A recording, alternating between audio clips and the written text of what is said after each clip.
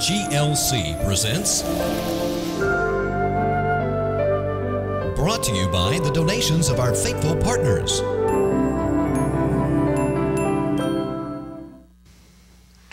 Shalom. I'm Eddie Chumney of Hebraic Heritage Ministries, and we welcome you today to our study on the Hebraic roots of Christianity. We are doing a series entitled Yeshua from Genesis to Revelation, and this is part 14 of our series. And today's topic is part 2 of understanding Acts 15, restoring the tabernacle of David. When we study the Hebraic roots of Christianity, we must remember to keep everything centered on Yeshua the Messiah. In Psalm in chapter 40 and verse 7, it is written, "Then said I, Lo, I come, in the volume of the book it is written of me." This verse is quoted in Hebrews chapter 10 and verse 7, referring to Yeshua, that in the volume of the Scriptures it is written of him. Yeshua himself said in Luke chapter 24 and verse 27, "And beginning at Moses and all the prophets, he expounded unto them in all the Scriptures the things concerning himself." And then in verse 44, he said unto them, "These are the words which I spake unto you while I was yet with you, that all things must be fulfilled which were written in the Torah of Moses and in the prophets and in the Psalms concerning me." So in the volume of the book, in the Hebrew Scriptures, it is written about Yeshua the Messiah. So we're doing this study series to explain and show how that is so. We are studying Yeshua from Genesis to Revelation.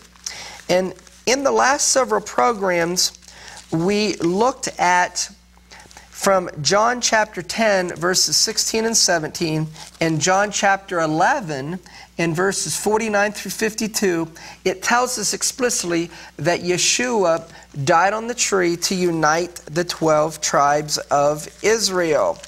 And then last week, we looked at Acts chapter 1 and verse 6, where Yeshua was asked, "Are you going to restore again the kingdom to Israel?" And we looked at what is the restoration of the kingdom to Israel.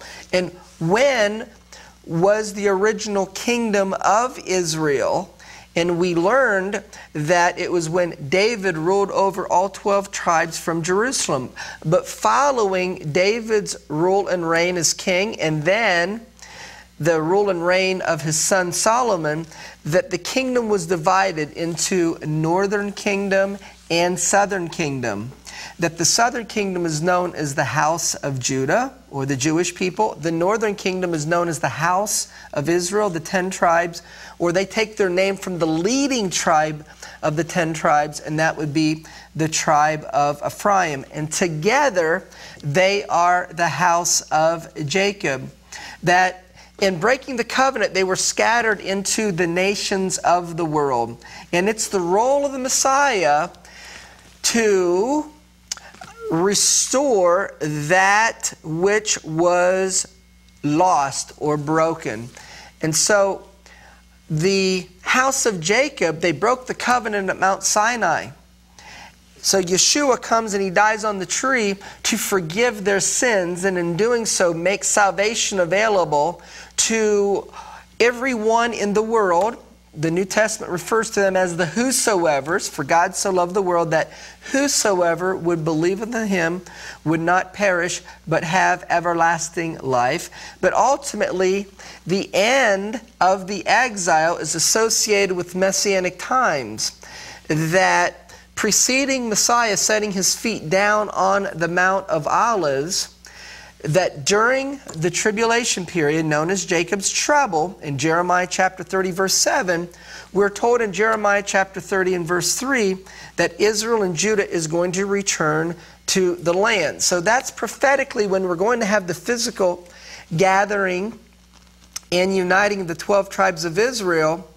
But following Yeshua's death on the tree, he gave commission to his disciples to go out into the nations to proclaim the good news of Messiah and his redemptive work to the exiles of Israel, and in doing so, reaching all the nations of the earth. And this is the answer that he gave in Acts chapter 1 regarding the restoration of the kingdom to Israel. He says in Acts chapter 1 verse 8 that you will receive power after the Holy Spirit has come upon you, and you will be my witnesses. Witnesses of what? Witnesses of the restoration of the kingdom to Israel. And you will be my witnesses of the restoration of the kingdom to Israel in Jerusalem and in Judea. This is a reference to the house of Judah, or the Jewish people, and then in Samaria, that's a reference to the northern kingdom, and then to the uttermost parts of the earth, because the exiles of Israel were scattered into the nations of the world, and in proclaiming the message to the ends of the earth, it would make the good news of Messiah available to all the peoples of the earth. And in proclaiming the message, many non-Jews started to come to faith in Yeshua as the Messiah. So the question in Acts chapter 15 is, how are they going to be received to be a part of the nation of Israel and be a part of Messiah's family? Well, when James made the ruling in Acts in chapter 15 and verse 16, he said, and he made reference to Amos chapter 9 verse 11, where he said, now this is Acts 15:15, to this agree the words of the prophets, as it is written, after this I will return, and I will build again the tabernacle of David, which is fallen down. So James sees the non-Jews coming to faith in Yeshua as the Messiah, being a part of the nation of Israel, being a part of the community of Israel, as fulfilling the prophecy of Amos in chapter 9 and verse 11 regarding the building up or the restoring of the tabernacle of David. The rabbis have always understood that the restoration of the tabernacle of David is the reunification of the 12 tribes of Israel. And I'd like to share with you a quote regarding that from the Torah Anthology, the Book of the 12 Prophets, Volume 1, and page 456, where it says, God will raise up the tabernacle of David, which is fallen. This refers to the calamity of the kingdom splitting in two in the days of Jeroboam, 1 Kings chapter 12 and verse 13.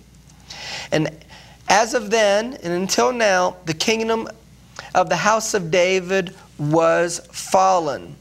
And then a quote from the book, The Messianic Idea in Israel by Joseph Klausner on page 42, speaking about Amos chapter 9, but beginning in Amos chapter 9 and verse 9, it says, all the exiles and captives will return from the land of their captivity. For lo, I will command, and I will sift the house of Israel among all the nations, like as corn is sifted as a sieve, yet shall not the least grain fall upon the earth. Then the prophet adds, in that day I will raise up the tabernacle of David that is fallen. Now, with that background, we now look at Acts chapter 15 and beginning in verse 19, where James and the brethren give the following ruling regarding the non-Jews who are coming to faith in Yeshua. Wherefore my sentence is that we trouble not them which from among the Gentiles, and the King James says, are turned to God. But the word turned is the Strong's number 1994 in the Strong's Greek dictionary. And we see the definition of the Greek word as it's translated in the New Testament, that it means to cause to return or to bring back. To return or to bring back. So this says in the Greek, those from among the Gentiles who are returning to God. Do you realize you can't return to God unless you originally was with Him? And so how do we understand the returning to God? Because you cannot build again the tabernacle of David unless it originally was. And then something happened to it, and then you're going to bring it back to how it originally was. You were building it again. And so, the way we understand this is that from previous programs we explained that Yeshua gave the Torah to the house of Jacob at Mount Sinai. They broke the covenant. As a result of breaking the covenant, they got scattered in the nations of the world. Because it was Yeshua that gave the Torah at Mount Sinai, they departed from Him. So He dies on the tree to make it possible for the house of Jacob to return unto Him, making it possible for all those of the nations to do as well. And so when they return to Him, the tabernacle of David, which is fallen, gets restored. So what's the requirements in being brought back to the family? Well, in Acts chapter 15, verse 20, it says, "But that we write unto them that they abstain from pollutions of idols, from fornication, from things strangled, and from blood." So we're going to look at these four things and understand why these four things are necessary things in returning to build up the tabernacle of David, which is fallen. Now, in doing so, what we're going to see is these four things goes back to the Torah itself. It goes back to the book of Leviticus. It goes back to Leviticus in chapters 17 and through 20 is what this ruling is based upon. And the God of Israel requires holiness. And to be a part of His family, you have to forsake paganism and the ways of the world. And Leviticus chapter 17 through 20 lays out the requirement for the stranger or the non-Jew to be a part of the family of Israel, to demonstrate they have forsaken paganism and the ways of the world. They're embracing the ways of the God of Israel, and they seek to live holy lives. That is the background of these four things, which we are now going to look at in greater detail. First, let's look at the principle that the God of Israel requires of those that follow Him, holiness. In Exodus in chapter 19 in verses 5 and 6, it says, "Now therefore, if you will obey my voice and keep my covenant, then you will be a peculiar treasure unto me above all people, for all the earth is mine, and you will be unto me a kingdom of priests and a holy nation." At Mount Sinai, Yahweh Yeshua, the lawgiver, wanted of His people to be a holy nation. And now if we look at Leviticus in chapter 11 and verse 45, it says, "For I am the Lord that brings you up out of the land of Egypt to be your God. You shall therefore be holy, for I am holy." Then Psalm 29 in verse 2, "Give unto the Lord the glory due His name. Worship the Lord in the beauty of holiness." Hebrews chapter 12 verse 14, it is written, "Follow peace with all men and holiness, without which no man shall see the Lord." So these four things is based upon a principle that the God of Israel requires His people to be holy and to live holy lives before Him. Once again, the four things from Acts in chapter 15 and verse 20 is to abstain from idols, to abstain from fornication, to abstain from things strangled, and to abstain from blood. Now, in the commentary to the book of Leviticus, in the intro on pages 18 and 19, this is a rabbinical commentary put out by Art Scroll. The following explanation is made. The Torah uses the term holiness specifically in regard to three areas: idolatry, sexual immorality, and forbidden foods. One who indulges in these things, idolatry, sexual immorality, and forbidden foods, is regarded as being contaminated or unclean. And so we see these four things is associated with these areas. So now we're going to look at the first one, which is to abstain from idols. The God of Israel forbids the worshiping of idols. If we go to Exodus in chapter 20, which is the chapter on the giving of the Ten Commandments, in verses 2 through 5, it is written, I am the Lord your God, which brought you up out of the land of Egypt, out of the house of bondage. You shall have no other gods before me. You shall not make unto you any graven image, or any likeness, or anything that is in heaven above, or that is in the earth beneath, or that is in the water under the earth. You shall not bow down yourself to them, nor serve them, for I am the Lord your God. I am a jealous God. So we see here, as a part of the Ten Commandments, that the lawgiver, Yahweh, Yeshua, as we're told in James chapter 4, verse 12, there's one lawgiver that's able to save, that Yeshua, the lawgiver, forbids idolatry and the worshiping of idols. Looking again at the commentary to Leviticus, put out by Art Scroll, on pages 45 and 46, the commentary is, in the second of the Ten Commandments, which contains the admonition against idolatry, the Torah describes God as a God of jealousy. Nachmanides notes that with reference to God, the term jealous is found only in connection with idolatry. Offerings to an idol is like a woman who commits adultery.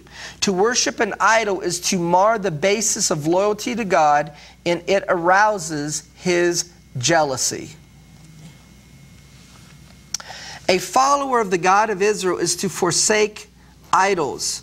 In the commentary on the Torah by Moses Nachmanides to the book of Deuteronomy on page 377, he explains, whoever acknowledges God denies idols and seeks to follow His ways, or seeks to follow the Torah.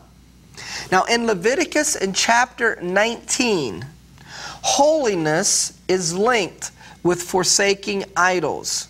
Leviticus in chapter 19, verse 1, 2, and 4, it is written, And the Lord spake unto Moses, saying, Speak unto all the congregation of the children of Israel, and say to them, You shall be holy, for I, the Lord your God, am holy. Turn you not unto idols, nor make to yourselves molten gods. I am the Lord your God. Next, in how this is related to Acts chapter 15 is continuing on in Leviticus chapter 20, verse 2 and verse 5, that strangers or non-Jews who are a part of the family of the God of Israel are to forsake idols. It says in Leviticus chapter 20, verse 2 and verse 5, Again, you shall say to the children of Israel, Whosoever he be of the children of Israel, or of the strangers that sojourn in Israel, that gives any of his seed unto Molech, an idol, shall be put to death. Verse 5 says, "Then I will set my face against that man and against his family, and will cut him off, and all that go whoring after him to commit whoredom with Moloch, an idol, from among their people." So the principle is this. The God of Israel commands holiness. And if you're going to be holy before Him, you're going to forsake idols. And this is a commandment in the Torah, in the book of Leviticus, that is a commandment to strangers or non-Jews who are a part of the family of Israel. This is why this ruling is made in Acts chapter 15, verse 20. Now we're going to look at the other elements, the first one being abstain from idols, and we're going to see how they follow the exact same pattern.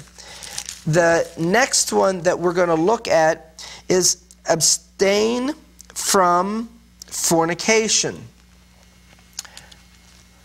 In Leviticus, in chapter 18, verses 1 through 3, we are told that we're not to follow after the ways of Egypt and Canaan. And sexual immorality was rampant in Egypt and Canaan. And the Lord spake unto Moses, saying, "Speak unto the children of Israel, and say unto them, I am the Lord your God. After the doings of the land of Egypt, wherein you dwell, you shall not do. And after the doings of the land of Canaan, where I bring you, you shall not do. Neither shall you walk in their ordinances." So it says, don't follow the ways of Egypt and Canaan. In the commentary to Leviticus by Art Scroll, on page 323, it says that this is the first of 2 chapters in Leviticus devoted to forbidden sexual relationships. This chapter lists those relationships that are forbidden, and chapter 20 lists the punishment for their violation. Holiness is linked with forsaking sexual immorality. Leviticus, in chapter 20, verses 7 and 10, it is written, "Sanctify yourselves therefore and be ye holy, for I am the Lord your God." Now verse 10, "And the man that commits adultery with another man's wife, even he that commits adultery with his neighbor's wife, the adulterer and the adulteress shall surely be put to death." So holiness is associated with forsaking sexual immorality, and one form of sexual immorality is adultery. Another form of sexual immorality that we're told about in the Torah, in the book of Leviticus, is homosexuality. Leviticus chapter 20, in verse 7, in verse 13. Where in verse 7, it says that you are to be holy. And holiness is linked to forsaking sexual immorality, or in this case, homosexuality. Leviticus 20, verse 13, "If a man will lie with mankind as he lies with woman, both of them have committed an abomination. They shall surely be put to death.